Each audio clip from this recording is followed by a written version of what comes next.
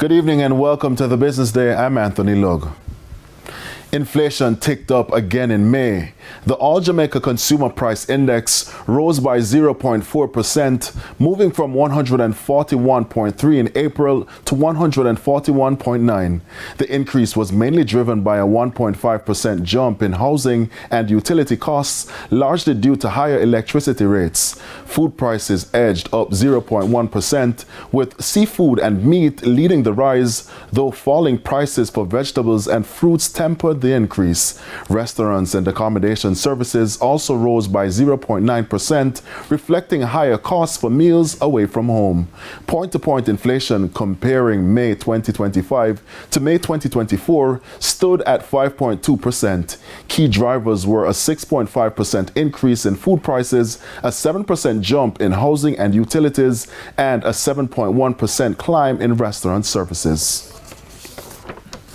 Limnas and Bars Limited, known as The Lab, has posted a 3.3% increase in revenue for the 6-month period ending April 30, 2025, totaling $460.2 million. The growth was led by strong performances in its media and production segments, which brought in $240.7 million and $151.8 million respectively.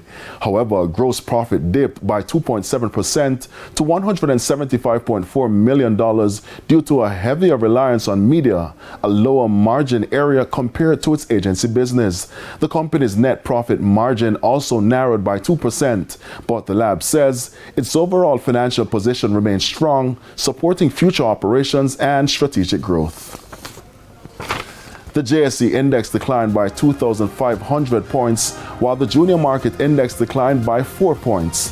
The winners include Epley Limited 7.75% preference shares, R.A. Williams Distributors 138 Student Living Jamaica variable preference shares, Epley Caribbean Property Fund Limited SCC, and Caribbean Producers Jamaica.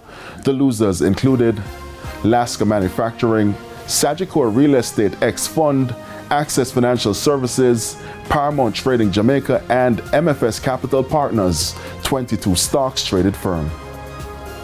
And foreign exchange trading ended with banks and Cambio selling the US dollar for an average $159.91. The Canadian dollar is being sold for $118.40. The pound is going for $216.92, while the euro is selling for an average $186.60.